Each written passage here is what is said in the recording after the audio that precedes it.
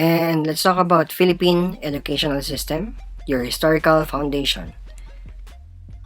The historical foundation of the Philippines when it comes to the education of the nation, it started prehistorically or pre-Spanish. Next is your Spanish era. After the Spaniards, we have American period. And by the time that we were given freedom, Commonwealth period started. Next to it, we have your Japan. Next, we have your Third Republic, the New Society, the Fourth Republic, the Philippine Republic, and our current educational system. Talking about the first one, which is your pre-Spanish or prehistoric period, this one talks about the pre and the post Ice Age. As you can see, we have here Freddy Flintstone. Okay. We have here a dinosaur, a lion, together with the Flintstone family. So this happened in pre-Spanish period. This is before the Spaniards, the Japanese, and the Americans that colonized our country. This happened before that. So in here, as you can see, we have the fire that was created pre-Spanish or prehistorically. And the pre-Spanish period is also called as your prehistoric, pre-Hispanic, and it happened again pre and post Ice Age.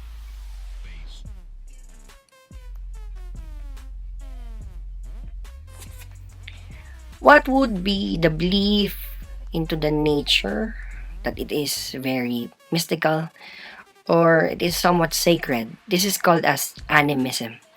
So pre-Spanish or prehistorically, all of the settlers of the country, even outside the country, they tend to be pagans. Some believe into the nature, and that is called as animism. Next, we also have this one, the proof of early education that happened pre-Hispanic. What would be the first one? This is your megalithic structure here in the Philippines. This was the former member of the 8 wonders of the world, which is your Banawe rice terraces. Again, this is your first one. The second one, which can be found in the 1,000 peso bill also, would be the manunggul jar. This would be the second proof of early education, pre-Hispanically, no? So this is your ceramic industry. Let us feature the 1,000 pesos. This would be the proof of early education. We have your Banawe rice terraces, we have your balangay, we also have your manunggul jar. What would be the focus and the most commonly asked question in the board exam? The focus of prehistoric or pre-Spanish period. Again, the focus is survival. This is survival for conformity or conformity to survival. In order for us to survive, we need to hunt and we need to gather. That is why prehistorically, the settlers of the Philippines or even outside the country, they are what? They are nomads. They are nomadic. They do not have a permanent address because of the hunting and gathering that takes place in their period. Next period, we now have your Spaniards. The Spaniards colonized the Philippines for about 333 years. Again, that's 333. That's going to be 3 centuries. In here, we have your 3 R's, which is your reading, writing, and mind you, that is your religion. Again, that is your religion. We also have this one, the most commonly asked in the board exam. For this, what would be an offshoot of the Bayanihan spirit that can be found during our current period or during this times of our time? This would be our what? Brigada Eskwela. Again, the offshoot of your Bayanihan spirit started it started Spanish period, and we now have your Bayanihan spirit that is seen in our schools right now, and that is called as your Brigada Eskwela.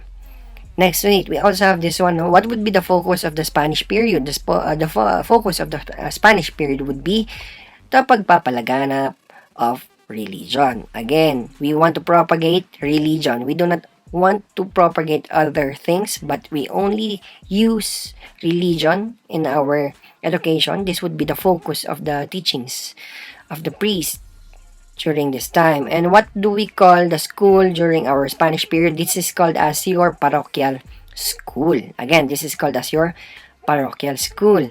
We also have this one, the schools for the boys and the schools for the girls. We call this as your colegios and your beaterios. Colegios would be the school for the boys, and beaterios for the schools of the beaterios would be the schools for the girls. Next, we now have your third period, which is your American period. Now, if we talk about your American period, you might have known that the Americans would be our brothers or would be our friends, and the Spaniards would be our enemies. But mind you, the Spaniards only sold us from their point of colonization up to the point of selling us to the Americans. We were shadowed by this kind of colonization. So in here we have your American period. American period talks about the Thomasites. What else?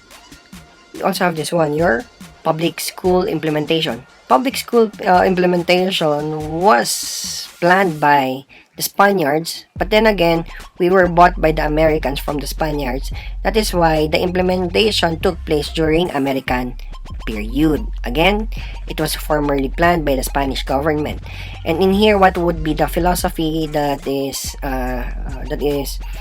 found in this kind of school system? We have your utilitarianism, the greater good for the greater number. That is why utilitarianism talks about your public school system. We have this, the Thomasites. They are called as the Thomasites, the teachers, the soldiers, men and women. These are men and women, soldiers that came from the United States. They were from the U.S. Navy ship, which is Thomas.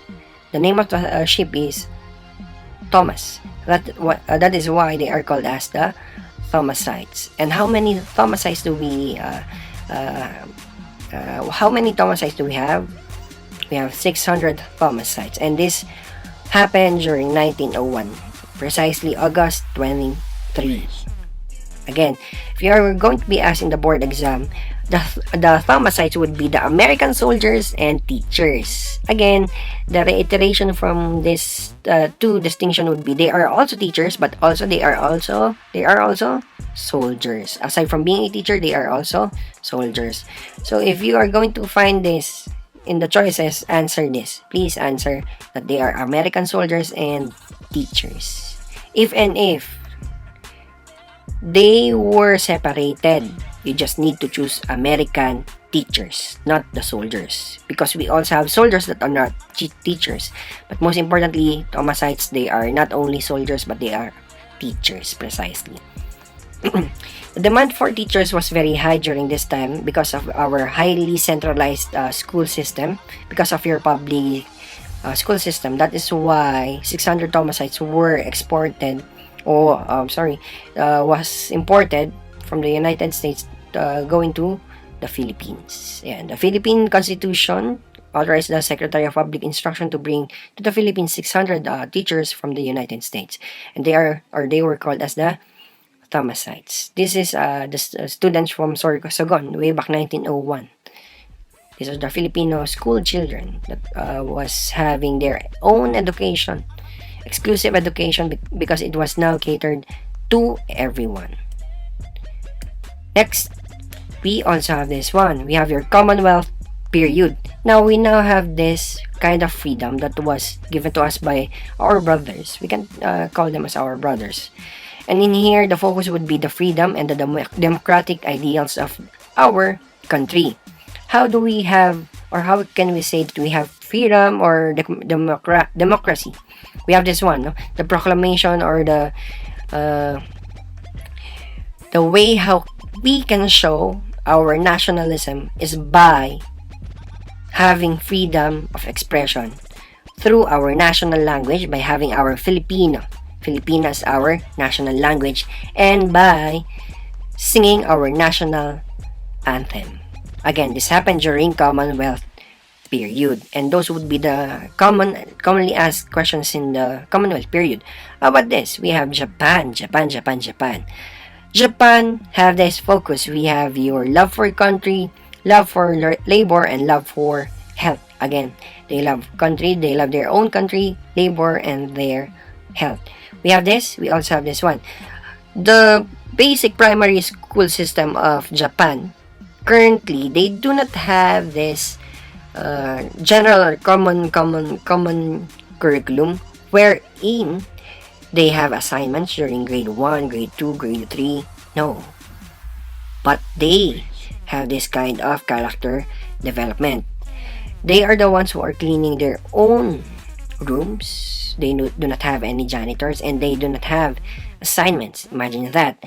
The importance of this is to instill the good character of the person at an early stage of their lives. That is why Japanese are they tend to be respectful. We also have this one, the expression of their love for their country. We have 3 pictures. These pictures talks about their life, how they commit and take their own life for their own country. Let's talk about this one. This is called as harakiri, or death by sword. Again, this is called as harakiri. This is death by sword. How about this one? We have your kamikaze. Kamikaze is being a suicide bomber for the Japanese government. They take their own lives by going straight to the aircraft carriers of the soldiers in Pearl Harbor.